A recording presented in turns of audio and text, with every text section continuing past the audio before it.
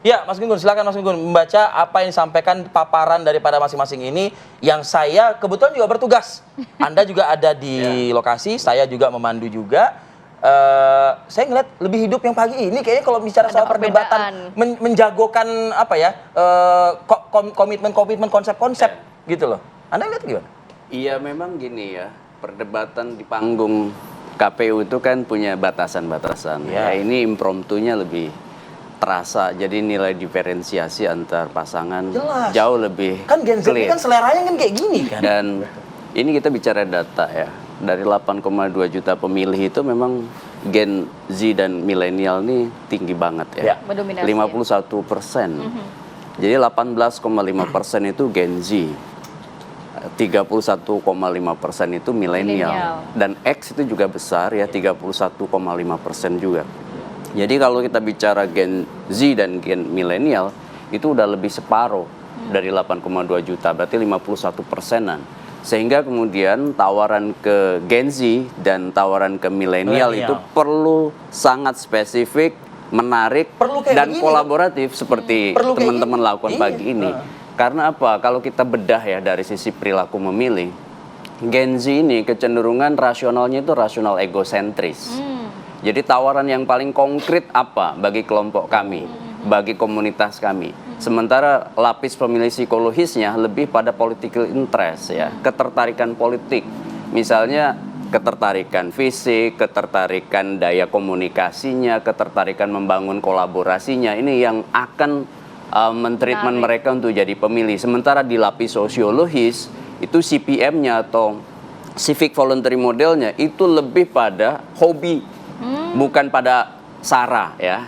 Jadi beda nih, kan CPM itu ada treatment, ada misalnya kedekatan etnik, ras, suku ya.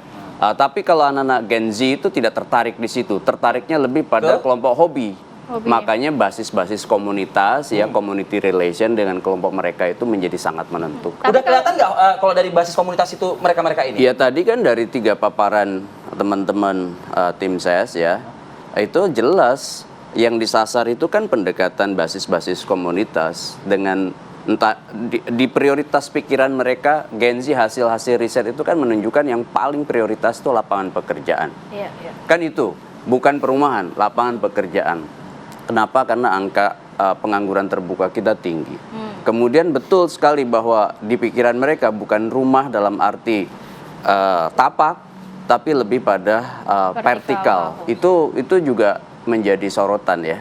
Kenapa? Karena Gen Z yang kecenderungan berbaur dengan komunitasnya itu belum memprioritaskan rumah dalam arti tapak.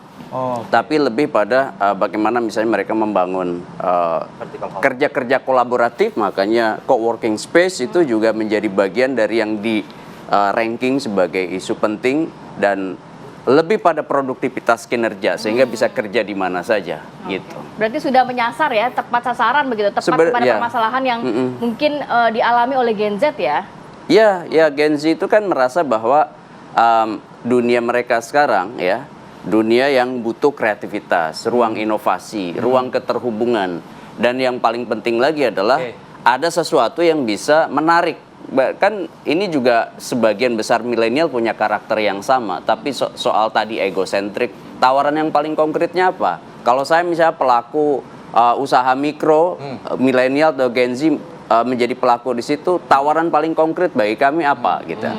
Kan kalau itu kan mulai dari modalnya, lalu kreativitasnya. Tadi juga ada inkubator yang ditawarkan juga. Ya itu inkubator, kemudian juga misalnya bagaimana membangun empowering people di kelompok-kelompok Gen Z itu paling substantif.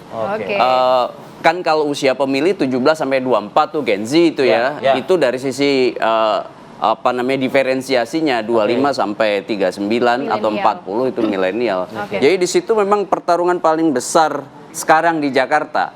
Tapi ada hal yang mungkin kerap kali tidak terpikirkan secara komprehensif, bahwa treatment komunikasi dengan mereka itu. Kita juga akan mengajak pemirsa dan juga para narasumber untuk mendengarkan suara hati dari Gen Z. Suara real. Suara real gitu ya. Sudah ada rekan kami Faris Naufal yang akan berbincang dengan mungkin salah satu atau Gen Z milenial kah? X kah? Selamat pagi Faris. Silakan informasinya. Selamat pagi Arif Adil, Kamarati, dan juga pemirsa. Benar, memang debat perdana Pilkada Jakarta telah tersaji pada Minggu 6 Oktober 2024 lalu, di mana dengan mengusung tema penguatan sumber daya manusia dan juga transformasi Jakarta menjadi kota global. Dan sederet janji-janji pun telah dilontarkan dari para calon gubernur dan juga calon wakil gubernur DKI Jakarta kepada publik, mulai dari pasangan Ridwan Kamil Suswono yang mana menjanjikan nantinya ada sekolah politik khusus perempuan hingga anggaran 200 juta rupiah per RW, lalu pasangan Dharma Kun yang akan mengatasi masalah banjir dengan manajemen air hujan dan menjadikan Jakarta sebagai pusat kota perekonomian nasional, dan paslon nomor urut 3 yakni Pramono Anung dan Rano Karno yang berjanji akan memangkas syarat PPSU dari SLTA menjadi minimal SD dan akan membuat Benyamin S Award, yaitu singkatan dari Bersih, Nyaman, Indah, dan Sejahtera Award. Nah, kita akan mengetahui apakah hasil dari debat perdana Pilkada Jakarta kemarin sampai ke masyarakat, khususnya Gen Z. Telah berada di sebelah saya ini Gen Z nih sepertinya ya. Dengan Bang siapa nih? Evan. Bang Evan, dengan Bang Raihan. kelahiran berapa sih kalian berdua? Saya 2004 kebetulan. 2004. Kalau saya 2006. Oke, ini terkonfirmasi Gen Z ya. Iya. Nah, nonton debat Pilkada Jakarta gak kemarin? Oh, nonton seru sekali itu kemarin. Nonton seru. Gimana tanggapannya?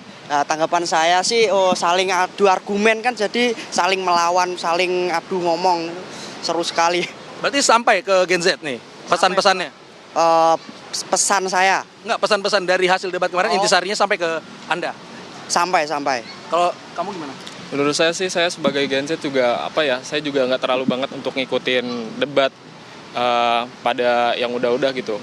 Menurut saya sih semua argumentasi, semua penyampaian yang dilanturkan oleh pada calon pemimpin itu menurut saya tersampaikan sih ke saya gitu. Bang Rehan paling suka segmen yang mana? Paling seru sih debat. Untuk yang debat sih. Iya. Saling adu argumen paling seru itu. Pas tanya jawab antar calon. Iya, betul. Itu pasti paling Kenapa seru emang? sih. Karena gimana ya?